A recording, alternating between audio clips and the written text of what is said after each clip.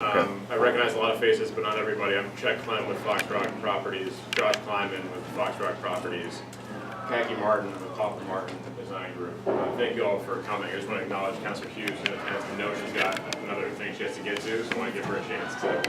No, thanks for putting this together, and it's nice to see everybody out. I know, I'm sorry, the weather is not good, so you couldn't convene at the park, but I know, I just wanted to say too about I got a couple calls, and I just talked about it over here, but I got a few calls from folks today about what things look like cameras in the neighborhood on the poles. They are traffic counters for a study that Foxrock is conducting up at the site. So they are not cameras, they're not videotaping your every move, they're just counting it. So they're counting for every move, just like your smartphone. So that's sort of what's going on in the neighborhood with those. And then I think Foxrock is going to talk about a site plan in the next couple of weeks at the council. So I anticipate that coming in before the end of May, or we don't have a timeline yet. But this is a good start. I'm sorry again that it isn't a better day to go out and look at the site. Yeah, that's it. Any questions? All right. Yeah, as I said a second ago, by putting in an email that we would meet outside the park, it was guaranteed to rain, so I apologize for that. One day it'll be spring. So I'm going to quickly hand over the meeting to Khaki and let her run this, that's the goal. But a couple sort of procedural things. As Councilor Hughes said, we're not at a site plan yet. The purpose here is to focus on Glendale Park and the open space. Let that lead our conversation. I'm happy to stay afterwards and answer any questions about the overall development, but to make the most of our time, I want to really focus on Glendale Park and open space. And just some background, when we were evaluating all the potential redevelopment scenarios last year, the first thing we heard loud and clear from all the neighborhood meetings was the importance of the park to the community. We've always believed that. We did the little things like the picnic tables, but we also wanted to be sure that we, respected that it was publicly accessible, as it hadn't been under previous ownership. And then we engaged Khaki and her firm last fall, before the snow fell, to get just some baseline understanding of what was actually in the open space and the wooded area to allow for meetings like this. So thank you all for coming. I'll have more information at the end about future meetings. We've got a few on the books. I know a couple folks have reached out that couldn't make it tonight, but will make it in future ones. And thank you for coming to this and future meetings. With that, I'll hand it over to Khaki. So good evening, everybody. I'm glad to be here and to meet all of you for the first time. And our firm is excited to be part of this project. So we're at meeting one. We're just starting, and this is sort of a little outline of what we want to talk about tonight. And really, the idea is mostly to spend time having a conversation with all of you. Is really the primary goal. But first, I'm going to tell you a little bit about our firm, just so you understand where we're coming from, and maybe why Josh and Chet said hire us. And then, as Chet said, they brought us on board before, or in the fall, which allowed us to sort of get out and stomp around on the site. And I'm going to just share our observations, how we see the site. And then we really want to mostly, as I said, have a conversation about what you all see and what opportunities you see out there. Can I just ask a question about the presentation? Will this be posted somewhere that Yes. other folks can access it and we can get that out to them? Absolutely. It's going to go up on our website, which I'm going to talk about at the end. It's Okay. actually relaunched as of 30 minutes ago with more tools for sharing this type of information and comments and question and answer and all that. So our firm is based in Boston, and really a majority of our work is based on sort of public neighborhood parks and open space projects. And we worked in Somerville, we work in Brookline. This is a project in Brookline that we worked on that had been an abandoned reservoir, actually.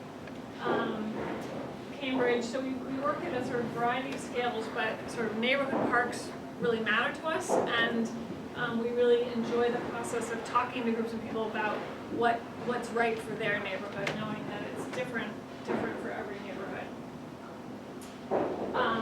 Anyway, so these are just a few images from, this is quite a large park in Brookline, again, had been sort of an abandoned reservoir, and we sort of cleaned it up and offered a variety of both passive and active recreation opportunities in it, including different sort of play spaces as well.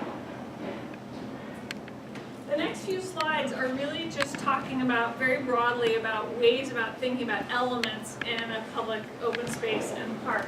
This first image, or first series of images, this first slide, is really showing different ways of expressing a sort of trail or path system.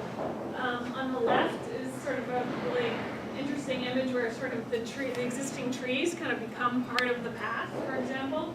In the middle image, you're seeing a combination of materials, sort of some gentle steps. In some places, it's sort of partly boardwalk. And then a sort of more simple, kind of elegant stone pathway, marking path there, a little less formal. So all these images tonight are really just ways of sort of having everybody kind of open their imaginations and start to think about what you imagine. These, a couple of slides are some images that talk about play. And play can kind of take many forms.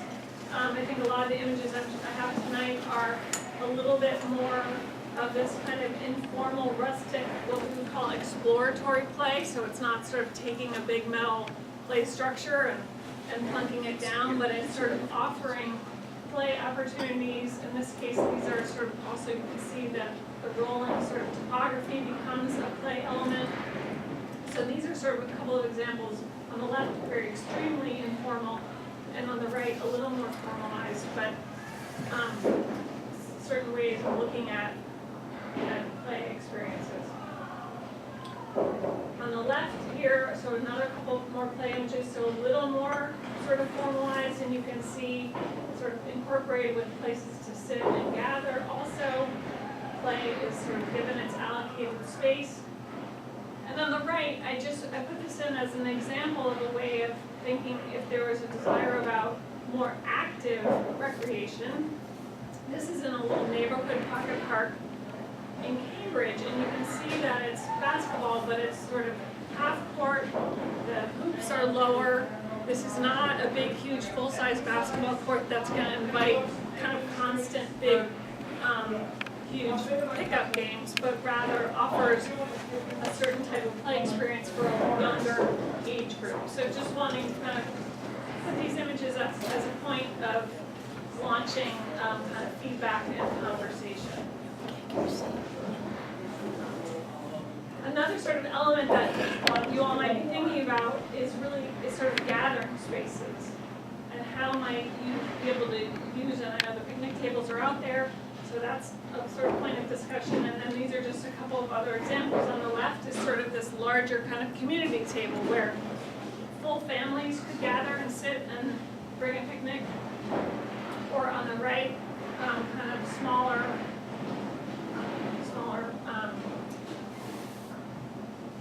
furnishings. And then on the right is an image of really just an overlay of movable furniture. So it's lawn and just sort of allows furniture to be kind of used and occupied and moved around as one sees fit, move it into the sun, move it into the shade, so it's a more kind of informal strategy for gathering.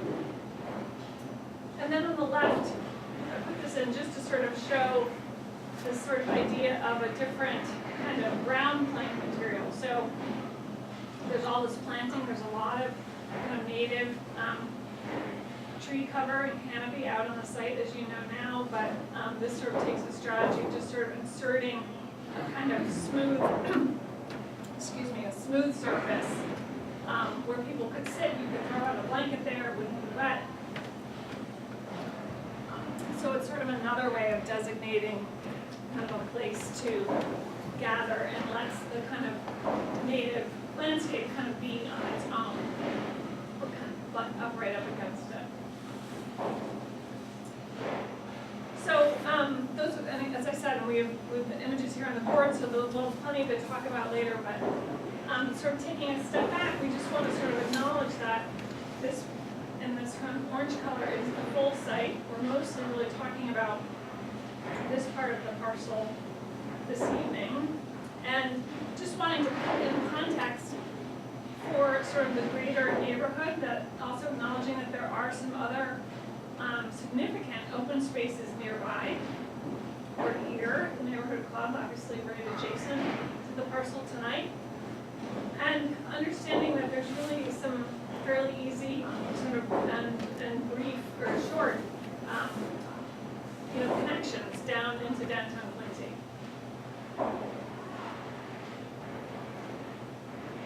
So here we are, the red dashed line outlines the site.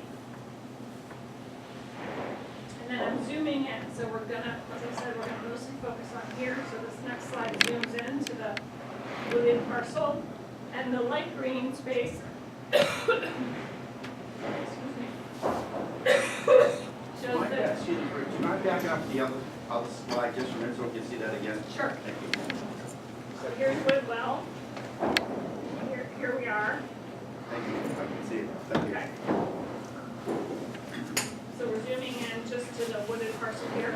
And the pale green color is showing the current designated open space allocation. So moving on to sort of what when we kind of stomped around out here in the fall, and what our findings were that we shared with Josh and Chet and their team, and how we as landscape architects kind of arrive at a site that we've never been to before. What are the things we're looking at? So this first page is really just starting to have us understand, and we all know there's a lot of steep slope out there, that's very obvious, that we all know, but we're kind of breaking it up into sort of, we're fine-tuning really what we're seeing out there, and doing the kind of grading analysis, topography analysis, to really understand what percentages of slopes we're talking about, how might that relate to how one feels walking up and down it, and where were some existing kind of patterns.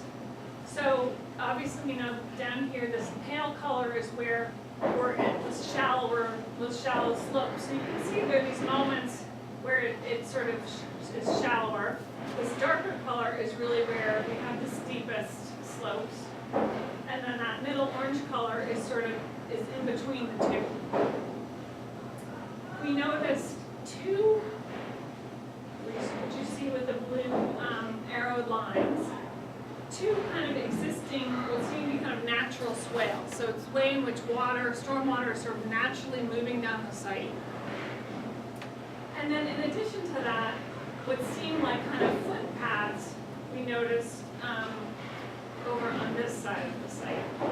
And those two, we sort of analyzed their slopes. The darker color is where it's steeper, the medium orange color is where it's sort of in the middle, and the yellow is where it's at its most shallow slope, least steep. And sort of additionally, right in here is where we really see the most natural kind of basin lowest point of the site. Also, as you know, there's sort of some very obvious rock outcroppings, which we've kind of highlighted in these white dashed zones. Right in about here also is actually the high point of the site. So that was sort of our slope analysis, and these images start to just demonstrate and support that. Obviously, that flattest area is where you see the picnic tables, and it's hard to really see the steepest. We were in poison ivy country, so we were moving very carefully. I had an intern with me, and it was his first day, so I was thinking, is he going to come back tomorrow or not? But he did. He did well, so he helped me navigate the monster poison ivy. A few more images just of what that looks like.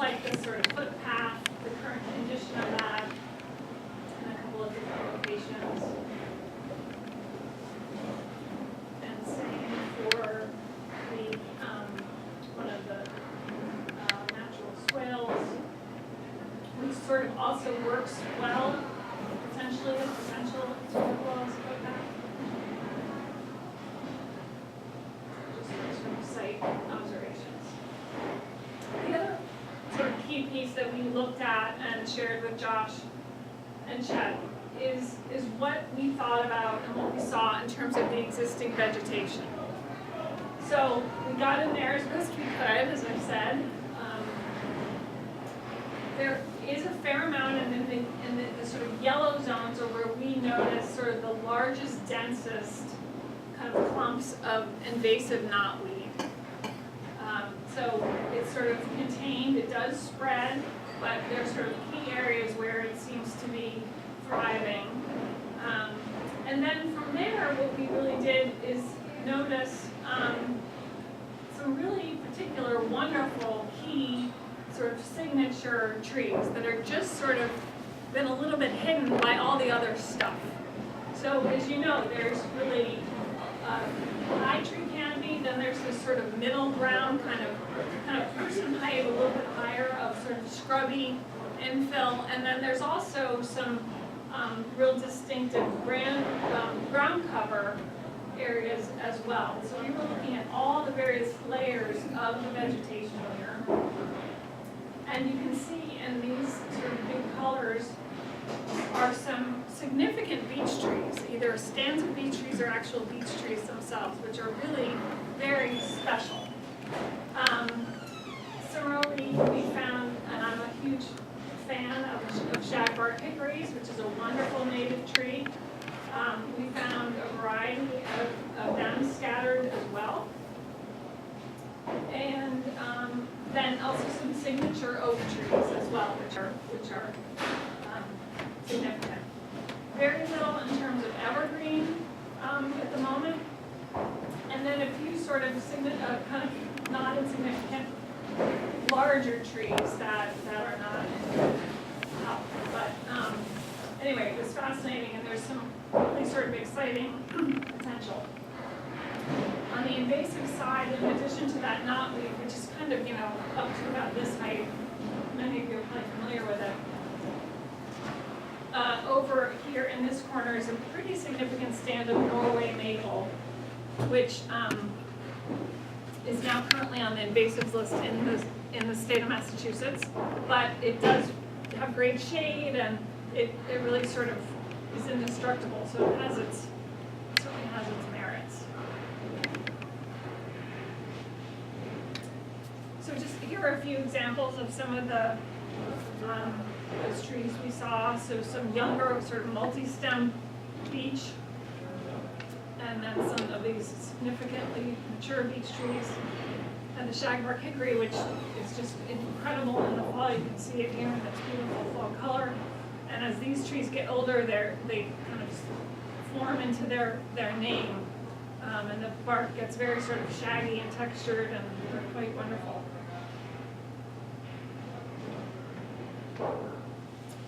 And as I said, a couple of trees that are lost their lives. And so the last slide we have tonight, I think I'll sort of hand it over to Chet to kind of wrap up, but it's really a very exciting development that, as you said, just hit 30 minutes ago. Yeah, we finally got it. How we're going to move forward with communication. So give me a minute to go into this, and we'll get back to the park piece. But I was here a couple weeks ago talking with the Hospital Neighborhood Association. Learned quickly there were some questions that we thought we'd answered but weren't answered, and some requests, like Councilor Hughes said, for presentations, all which have been on the website but maybe not in the right or logical location. So we went out to look for a better way to do that and found a Boston-based startup called Co-Urbanize that built this platform specifically for facilitating community involvement and input in development processes. So wish we'd found them and used them earlier, but we got this launched today. I've got some email sign-up sheet. We'll send an email out to the whole email list, and I've got some little cards. You can visit the same website, 114whitwell.com. And it's really intended to be a 24/7 tool version of meetings like this, a place for people to chime in, ask questions, post comments, and get questions answered either by us or by other members of the community. And we just think it's a more productive and interactive tool. So I'll pass the email sheet around. Even if you are on the email and want to be sure you get it, please go ahead and sign up or take these cards. But I'll get that email out with instructions on how to sign up with an account and make comments and navigate the page. And with that, I just want to open it for any questions, or if you want to flip back through any of the slide deck, please speak up. You guys thought about what people use the park for already? That's exactly why we're hoping that the task force is informative of this, is having meetings like this and having the website to hear about. We've collected a lot of input so far, but really want to hear all the different stakeholders. Immediate abutters, folks down in this neighborhood, folks on top of the hill, the Montessori school, the neighborhood club, really anyone and everyone who's a stakeholder in the future. Because I'm the direct abutter on Glendale to the park, the first time. And so I see the park all day long. I don't have curtains, everybody knows it. So sorry, where are you? That's my house, yeah. Yep, okay. And I watch the park all the time, all year long. It's a dog park. I mean, I don't have a dog, I'm not a huge dog fan, but that's basically what it's used for, is dog park, and people play with their dogs in the woods. Off leash, or they sort of let him? I don't really know if I'm gonna go down there, but, I have a okay. feeling it's Yes. off leash, You yeah. want using off leash, okay. And then in the summer, you might get the group of kids that play baseball or something like that. And the Montessori school uses it as kind of a playground. And there's a lot of, there used to be a lot of cut through, but now that the hospital's closed, nobody goes up there, you know, so. But kids cut through from one neighborhood to the other. Yeah, they walk right by my house, you know, because that's where they like to walk. It's easier. So they cut, Yeah, they kind of go on that side. and they're of the going park. from where to where? Probably from this neighborhood up here or someplace Here. up there. And they're down making their way to meet down. some friends down there. But, or it don't, just a cut through. It's not a hangout usually. It used to be a big hangout, you know, drinking place. A lot of the homeless lived in there, but that's changed since we all got there. So how, But I'm just telling you, it's a dog park. That's really what it is. And I'd like to echo her same sentiments, because my house, that's already, we're directly across from the park, so it's going to significantly impact me. I think there's a lot of families in this area with young children, so I know that we have little block parties with the neighborhood association, and I think that, you know, with a lot of kids and being the park where it's central to a lot of the families, we eventually like to see some sort of playground going to there. And I know that there was some discussion about that, but I know there's some issues with liability. My other concern too is the security and the maintenance of the park. From time to time, we see some kids, some teenagers like hang out, accompanied without parents, so we want to make sure that it's is conducive and the behavior is, you know, it's open and welcoming to the family, but know that there's a lot of young children around the area too, and we want to make sure that it's safe for the entire neighborhood and that we're not, introducing any, you know, risky behavior into that area where it's, you know, close to the woods. So I think that, for me, that's some concerns that I have.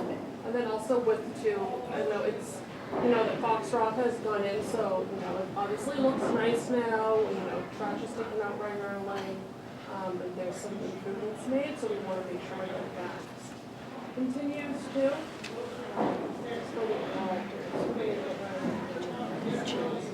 so can you talk about this dog, sort of de facto dog park situation? I'm not, There's is that people a, there with dogs And so, I'm not kidding.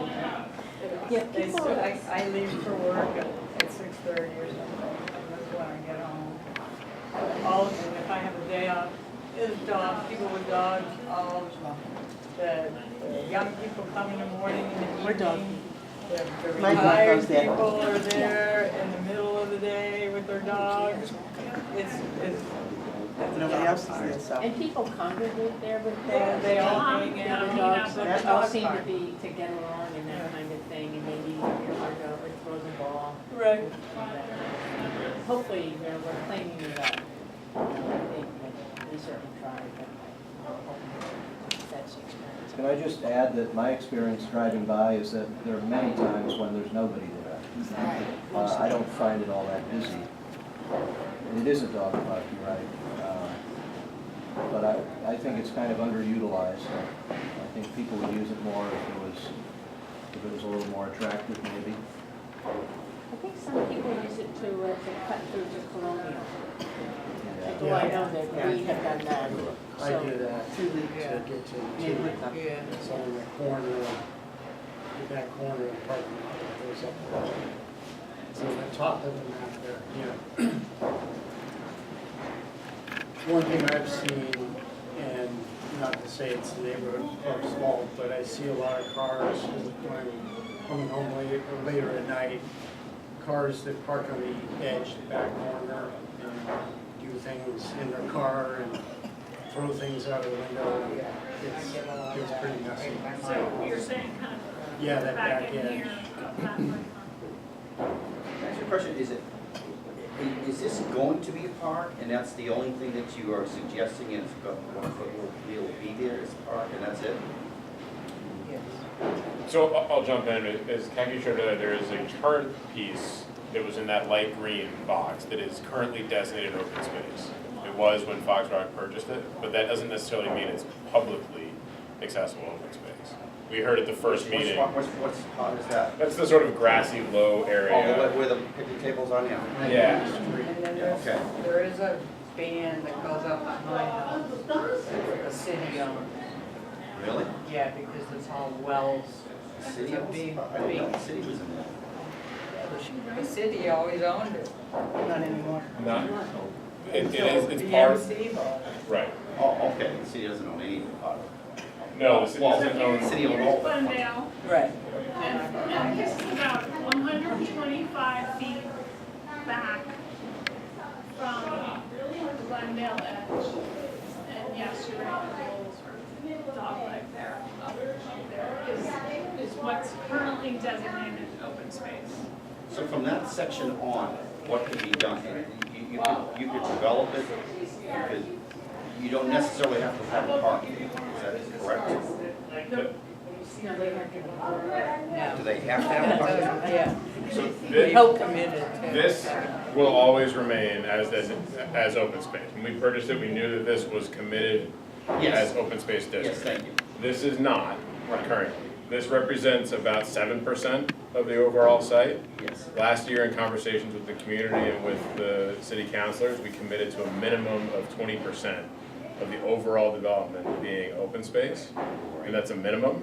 And we committed What to percent was that again? 20% of the overall site. And Is that a so, pool- is that a pool across the street too? Because I get confused across the street.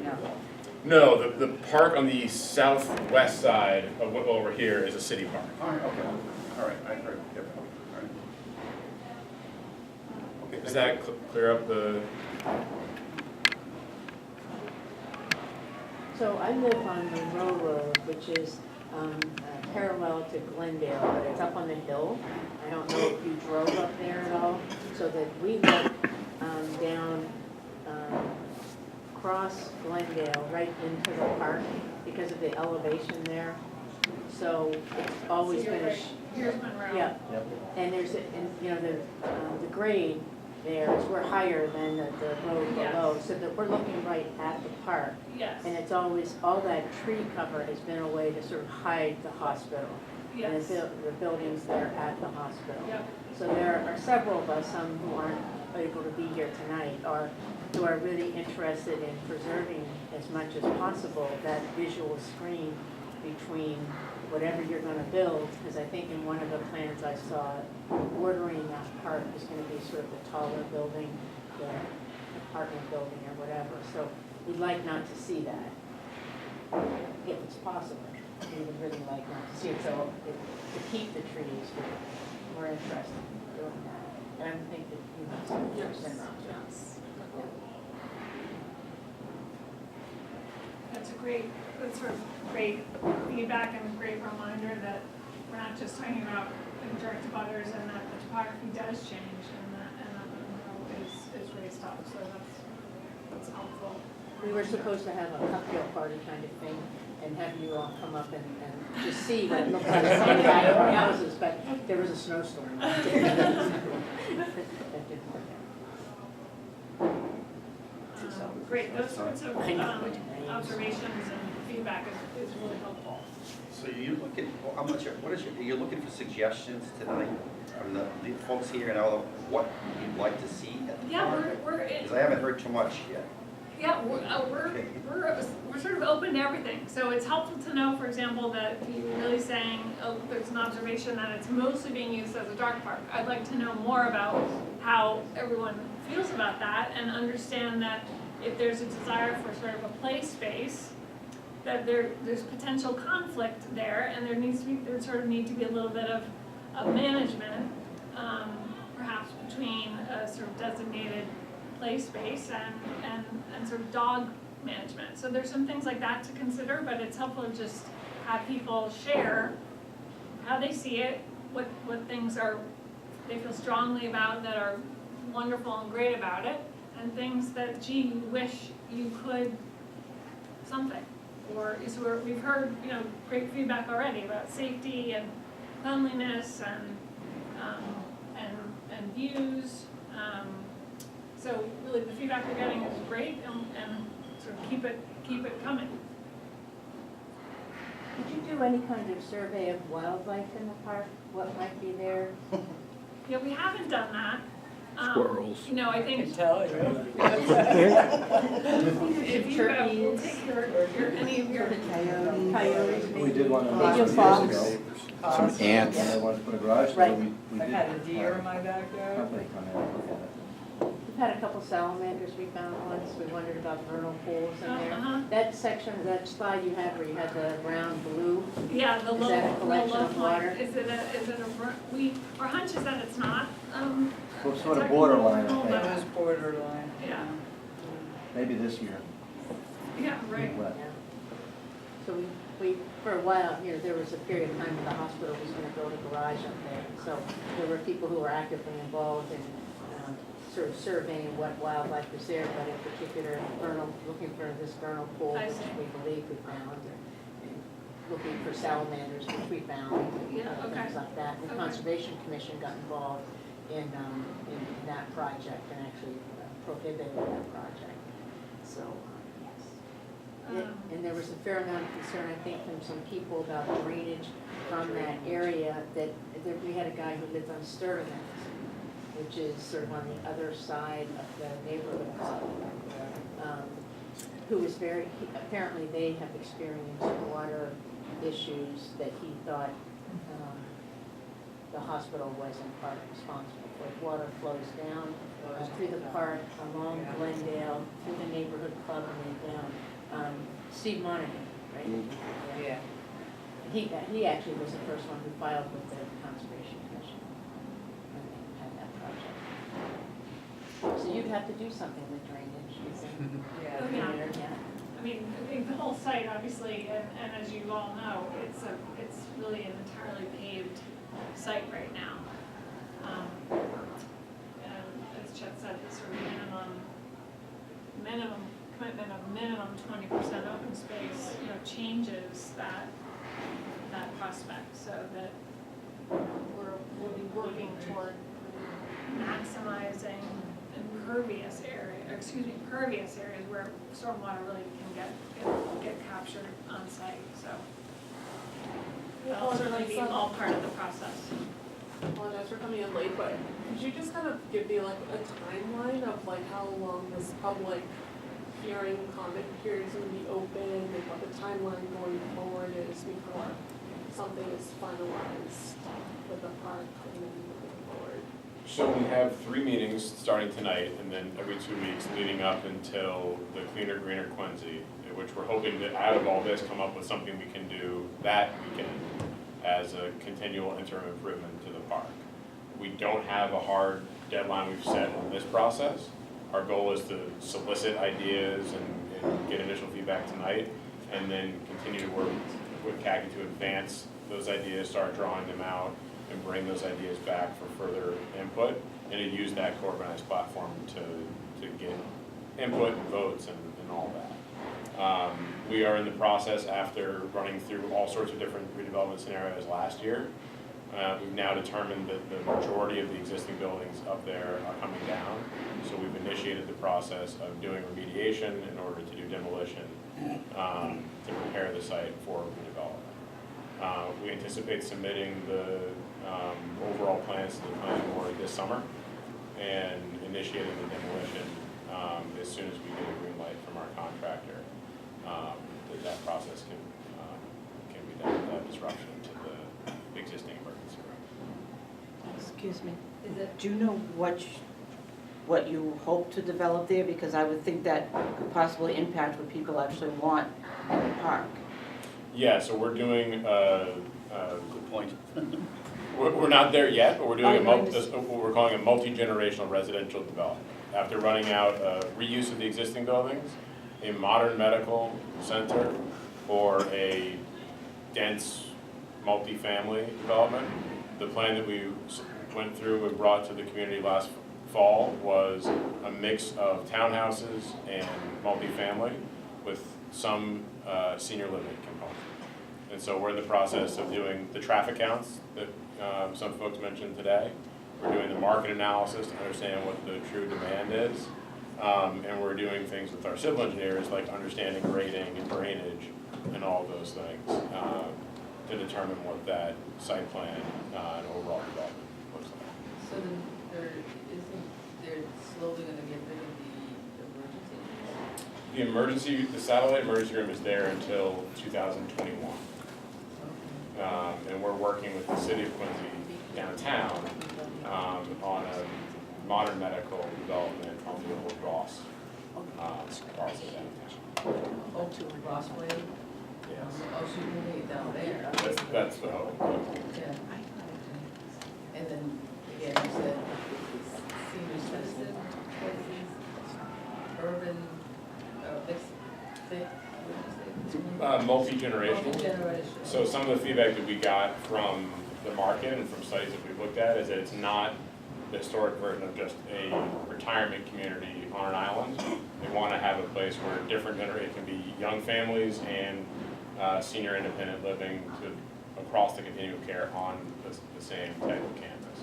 So that's what we're evaluating right now with our master planner, UTL, who's a Boston-based architect, and then working with economic advisors on what the true demand is for those different types of residential. Yeah, so you have prior to age Yep. groups.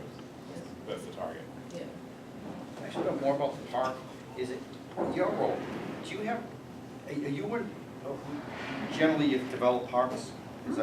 Can you give first of all, you can give a little bit of history of parks. I mean, you can talk about parks and children playing. A lot of things have changed. I mean, the way children utilize parks just a few years ago and the way they utilize them now is changing, and we all know that. So, what are your recommendations based on, we talk about children in the community, we talk about dogs in the community, we talk about safety in parks. Yeah. Safety is a major issue right now in any park, if you're gonna have a park. And that's something that, number one, no matter what you put there, it would be nice if you had a world-class way of making it safe. Because any park right now, anywhere, is a liability, no matter where you are. And you can say, I want this, and I want the trees to cover your property, and this and that. And who's taking that liability of having those lovely trees and brushes and cover? And that's a major issue if you're gonna put the park in. Number one is I think you need to find a way to make this maybe the world-class safest park in Quincy.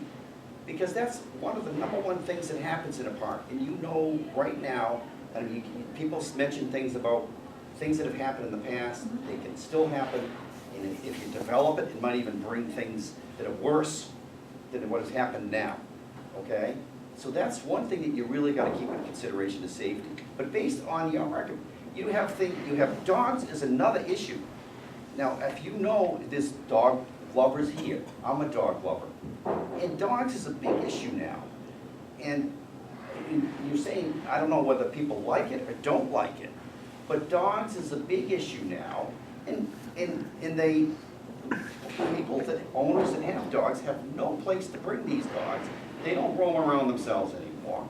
And that's another, maybe, do you have any, dogs is a thing that you see in different communities now that they meet and they greet, and there's a special section just for dogs. That might be something that you have here, because that's something that brings the community together, brings the pets together, whether people like it or not. That's something that a lot of parks and a lot of gatherings, whether you're in a city situation or whatever, is one thing. But I just think I'd like to have more recommendations about what you think. There's children, but well, how do children use a park now versus 10 years ago, 40 years ago, or whatever you want? There's a big difference in how children use parks now. I do like the idea that you had a park that had, I'd never seen that before, but I like that idea that you had the small basketball court.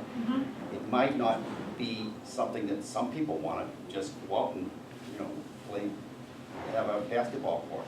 But that was a nice suggestion. I like that because generally parents come with children now. Right. It's not children playing with children in parks anymore. Okay? So based on your recommendation, based on your, not too often anymore. Let's face it, if they are, it does happen, or there's someone else watching, okay? But in any case, what are your recommendations based on what you've seen in the history of parks and where they're going and what you see in this neighborhood? What would you recommend? Well, I want to first sort of get more feedback from all of you, and I appreciate your comments a lot. And I think what I want to kind of reframe it and say, what's working there now? What are you missing? And what isn't sort of feeling right about the parcel right now? So we're hearing some overall themes, I think the key one being safety. We're hearing about how it is currently mostly being used, which is by dog owners.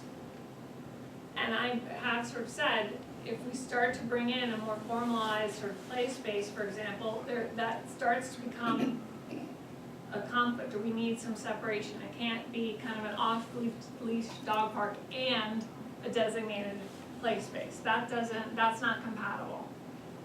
So what priorities are rising? It sounds like dog owners are using the whole parcel as sort of off leash. Is that correct, or is it mostly kind of down in the flat? Most of that flat space. Okay. Yeah, mostly that designated open space.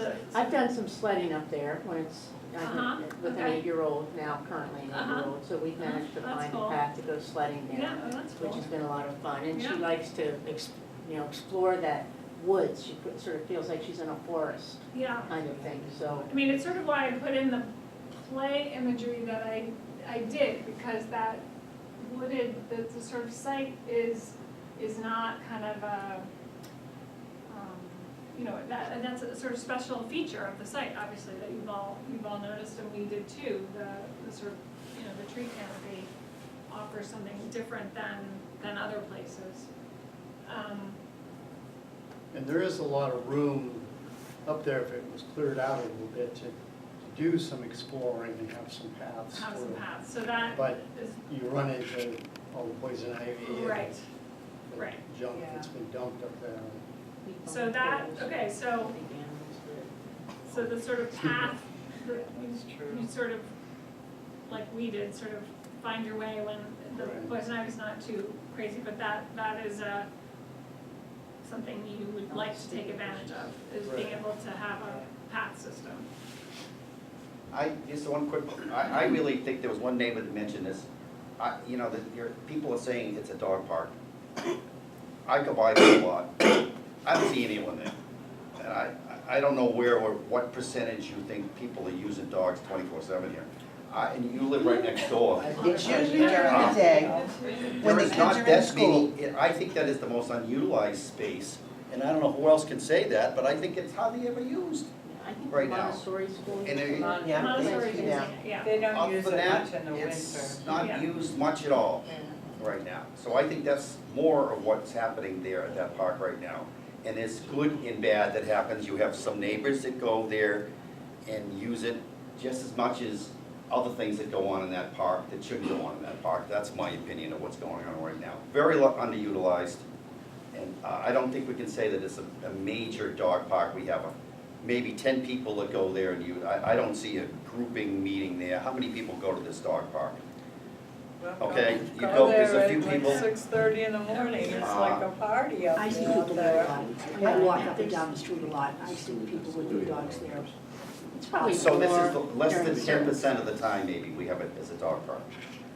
Okay, Hello? but, Well, So, first, I mean, I just wanted to show we've it's just used, gone but through we winter gotta look at months, so that. it's very difficult to Yeah, judge right it now. is difficult I to haven't seen judge. the Montessori kids there since last Sure. October. Yes, it's a That's fall. right. And, but we might start seeing them now Yeah, in the sure. next few yeah, weeks. let's, hopefully. Right, so it's a difficult time right now to Sure, to judge judge how that. it's been used, because Judge. nobody's been using it except the dog people Uh-huh. for many months Yeah. now. Yeah, that's I went understandable. sledding. Yeah, You it's went like- sledding, I and probably Jocelyn woke went people up sledding. because they were shrieking that went on.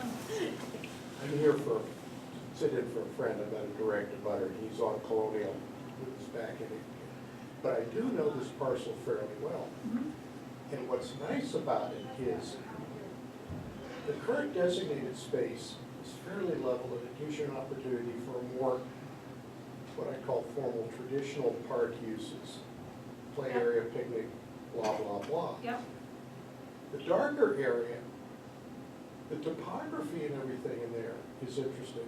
What I was really excited about was you were saying you saw some really nice species trees in there and some invasive stuff. I understand your desire for the canopy, but you could do a lot of thinning a canopy without losing the vertical screening.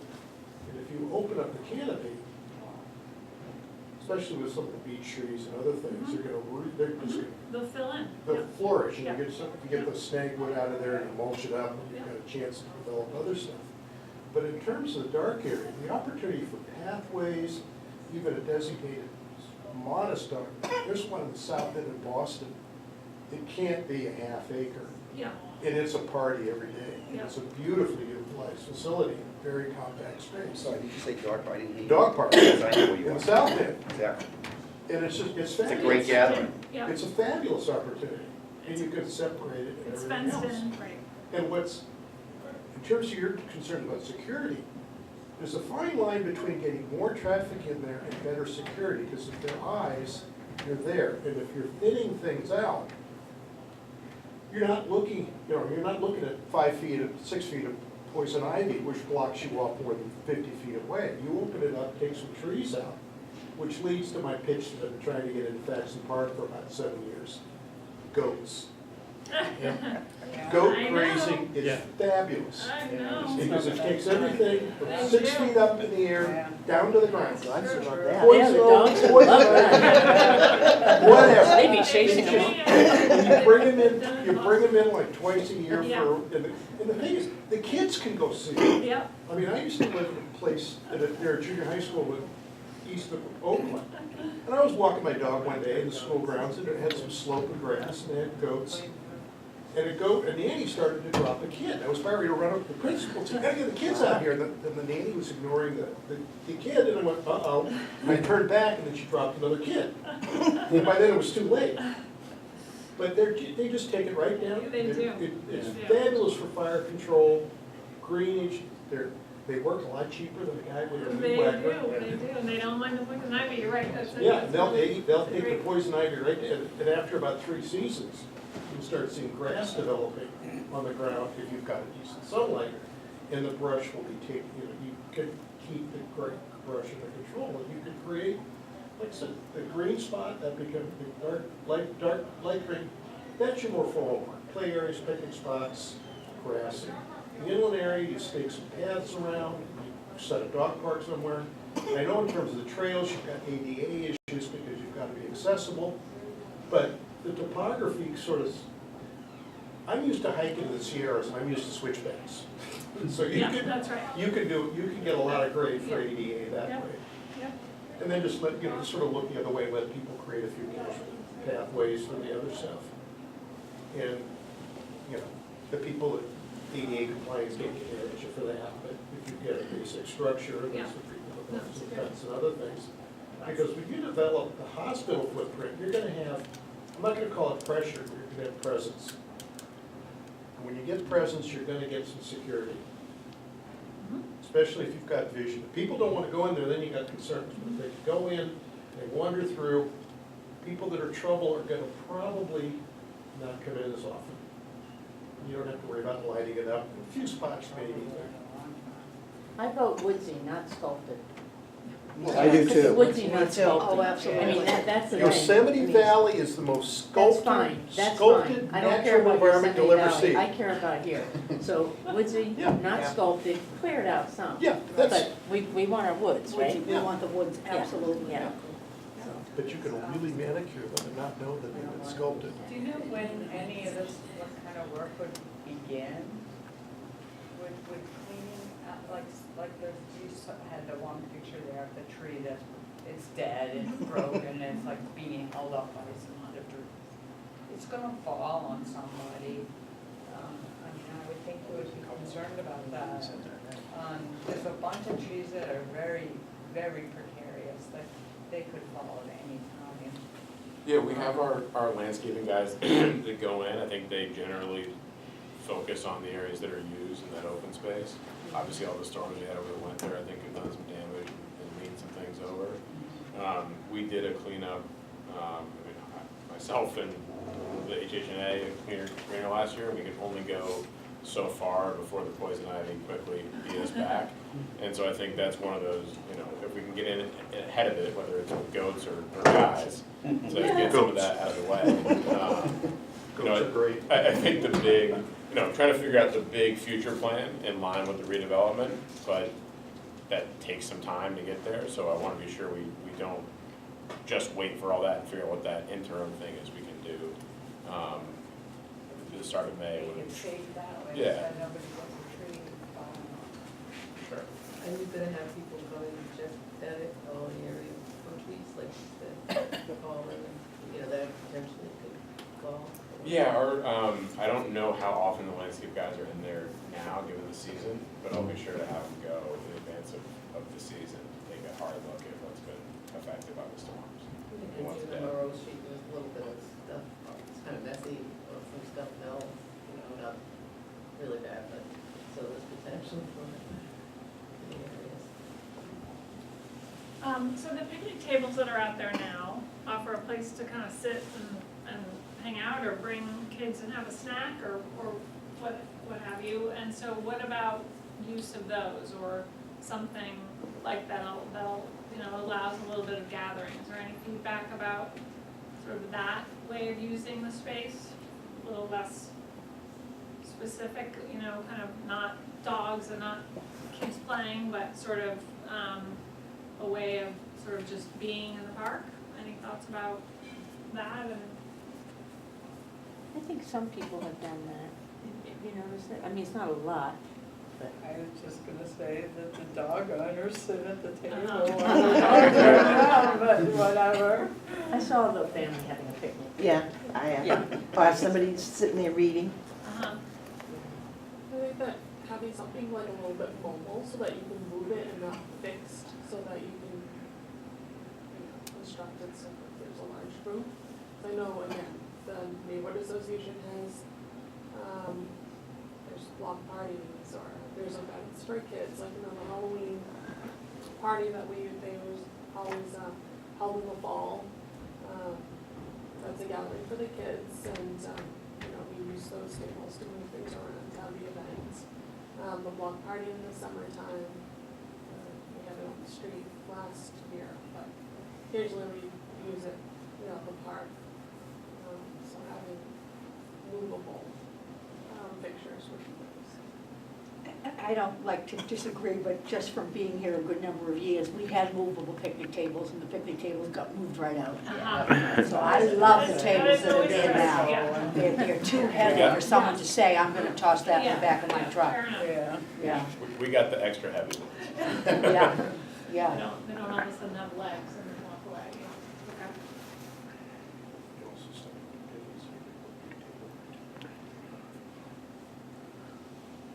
Okay. Can I ask a question? Where does someone park when they go to the park? Like, is there parking places for that park, or do you have to park in the neighborhood club? Is the neighborhood club okay with people parking? Well, they have so much You space. can pull in close to the fence and you're really off the street. It's not a problem. Okay. Yeah, most people of us close walk. by just walk their dog from wherever. That's who uses it, is local people from around the Exactly. block. Yeah, so there's no So need they're for not parking. driving really. Right, but if they make it something nice, it might be an attraction that people from all around the city. Right now, it almost seems like a little private park for this little area. And they might be doing something that might make other people, there was just a meeting last night about them making Kincaid Park a new super park, and they don't have any parking. I kind of think that you should, you should be able to park. You don't really want people parking on the street, do you, to go to the park? You Well, probably people fit come 10 there at all cars cars. comfortably. They use Lincoln Hancock when they go to Kincaid. Yeah, you can, but, I mean, I think you get hit by a car when you cross There's a Lincoln part that Hancock. People get a little anxious because what are people driving there to do? Are they up in the hills, are their kids partying, if they're coming from away to park there? It's a little suspicious right now, I mean, that's. Right, no doubt. But your point is well taken. I mean, is this just for the abutters? I mean, that's another point you gotta talk about. Here, we have abutters that don't want anyone to park there. If you could be 2 streets over and you wanna take your kids over, you don't wanna drive them. I mean, hello. So these are the things that you gotta look at, not just the abutters, but that point is well We did taken. this as well, the Whitwell Street playground is not an insignificant open space, that's quite large. The, Adams National Park also isn't very far, really, this parcel sort of sits, in between those two. So, I think it's a way of understanding that this space is part of a sort of network of open spaces, and that it in itself isn't going to sort of solve everything or be everything to everyone, but that it, we want to sort of build upon what's there and how it's used now and in a way. That's the question, though. I think another question is about this park, is whether you just wanna leave it alone. Leave it the way it is. I think it's always gonna stay a Don't neighborhood be making it park. into something Yeah, more well, than that's- it should be. Leave it the way it has been. Maybe have a place, if it's a dog. Dogs is something that is important for people that own dogs and love dogs. Maybe we can improve it for the dogs, but, so that we can have a designated spot. Like, as you mentioned, the South Boston section, people gather, families, and it's the local area, it's just for the locals. And then they have a place, a proper place for the dogs, because that is a community issue, that the dogs are being walked in the area, that they don't use the right places anyways to walk their dogs. So that might be good for the local community to have a place to bring the dogs.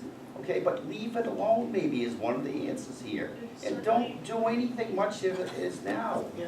Why make this into something here, over here? around, I don't wanna. I'm in agreement with exactly what you're saying. Yeah. I'd just like to see it Leave cleaned the up a trees the little. way they are. Yeah, Clean just it, clean it get up a the little. brush out, move Low trees. impact, a few tweaks. Yeah. Now, years ago, there was playground equipment Yep. down there, is that right? And And the it was kids actually ride it. before our time, because we tried to do that when we moved in, and we've been there 35 years. Yeah. And So the it was before other that. neighbors said to us, been there, done that.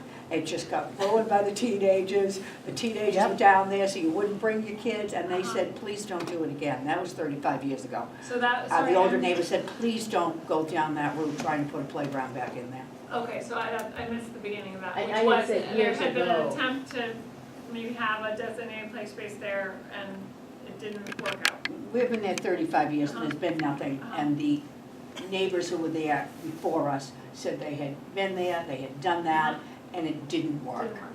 It Okay. didn't work. Well, before we had a lot of kids in the neighborhood. Yeah. We had tons. And people aren't having a lot of kids Exactly, anymore. now we don't have many. And people who are having the kids, the parents are both working, the kids are going to daycare. There's not a lot of kids around during the daytime, just dogs. That's why we all use it. Right. Right. Yeah, yeah, okay. Are there any cats in the neighborhood? They're not allowed out. Yeah. Not so much. Do you envision this being an area where people from the development will walk down to get access to like the tea and places like that? Yeah, I think so. I think the goal here is really the determining what the future park is for the whole neighborhood. Those who live here currently and those who eventually will live in the development on top of the hill. And it's striking that balance. Just look at those connectivities. I was thinking from, you know, just Glendale up, and then I'm hearing great stuff tonight about the cut across to Colonial. And then someone mentioned the idea of the question around liability. You know, that's why the park was closed by Stewart at one point. So the goal here is to create a management and operations room that's factored into the overall development so that it isn't an unfunded mandate. It's part of the operations and maintenance of the overall development. So it's not just adding more eyes, as Bill mentioned, which use is the best police force in some ways, but it's ensuring that it's kept up. And so if it were just a 15-acre parcel somewhere in the middle of nowhere, we could have open space just for the residents of that parcel. We don't think that's the right thing to do. We think it's always been a neighborhood park, so we want it to be that right balance. It's neither a dog park or a non-dog park. It's neither a fully overgrown or a bare pot. It's trying to strike what that balance is that works the best for all stakeholders. And it really is a big piece of property It is. too, so it can accommodate different. But even if kids move in, if you have housing up there, they're closer to Whitwell Park than this one. And they've got swings and the Yeah. gym's at. Yeah, that's true, yeah. My dad might want to walk through the woods. If To they get put away in their from the lights, they kids. don't get killed walking There's over still there. kids though that drink here at night, because you see the empty beer There's cans some kind of everywhere. trash in there, I noticed. Exactly. There's some. And not knocking the neighborhood club, but they dump all their cuttings from the grass in there. And the construction thing. Yep, and when they were doing the patio, that all went in there.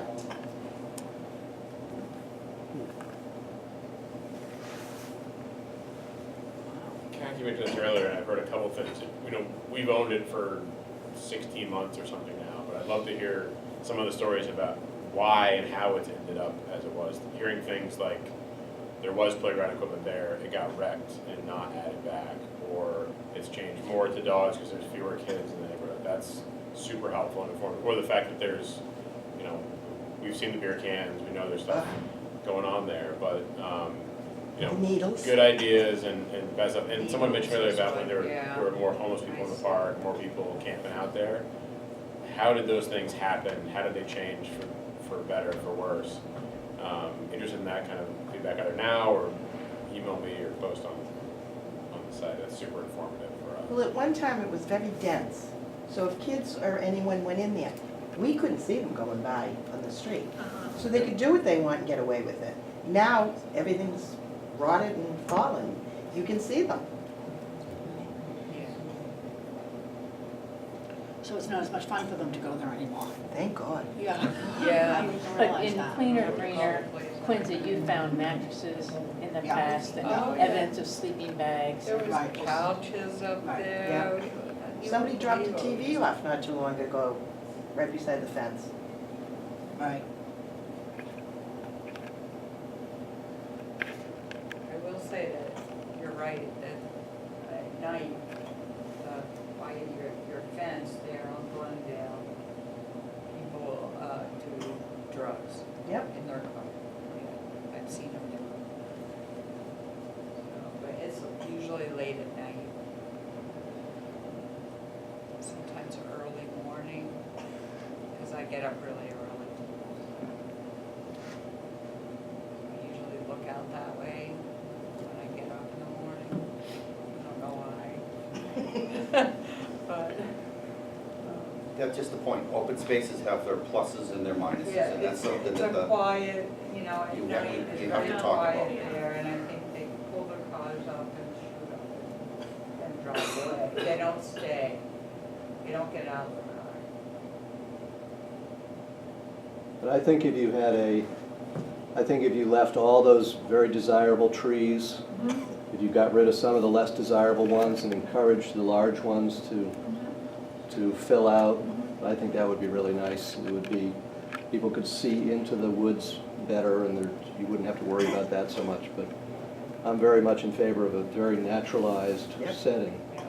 I mean, maybe don't call it naturalized when you pull out all the dead wood on the ground, but I think that would look a lot better.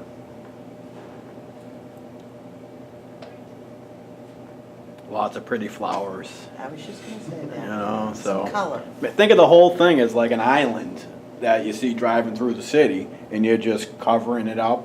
You know, definitely, you know, not because I have the video camera, but if you had like good video surveillance there and stuff, and that was, you know, the police station, I think there's like 50 cameras that go to the police station, that would keep the thugs out of there. I mean, no one wants to pull up and take their medicine while someone's looking at them in a camera. And if people are walking through, I think that. Yeah, it gets against that kind of thing. late, it's usually late at night, I see that stuff. Would you envision putting lights in there, so light pathway down? Open question, I mean, I think those are the kind of questions we're posing and answering in this Not like in that. process. But if people, if you're gonna encourage people to walk, you're gonna have to keep it safe, you're gonna have to put lights. I would wanna see a street light in there. With those little lamps that just come up so far, a couple of them that are low, I wouldn't mind that. Yeah, That would work. it's kind of nice. Low. It's dark. The low. Yeah, like Creance has. Yeah,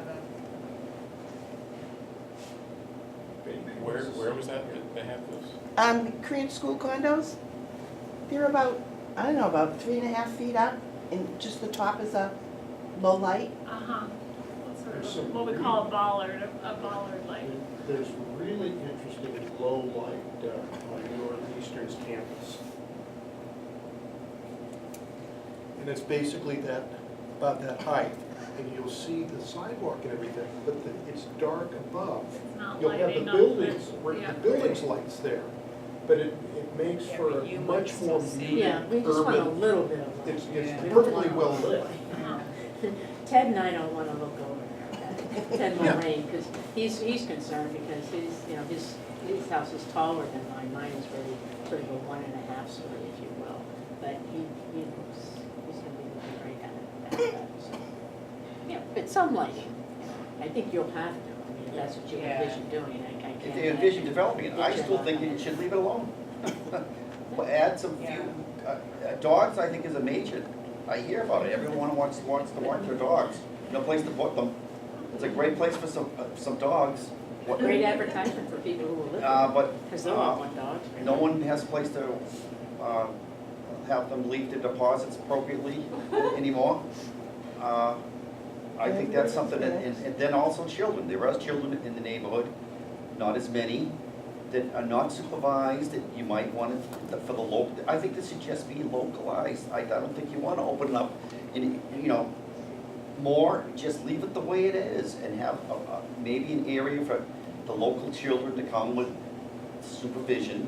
No lights, why do you want to put the lights up? It's a daytime thing, okay? Why do you need to have people wander Well, around there at night? In the winter, the time changes, so people walking through to cut through, you don't want them to fall, and then their It shouldn't be liability a is for them. cut-through.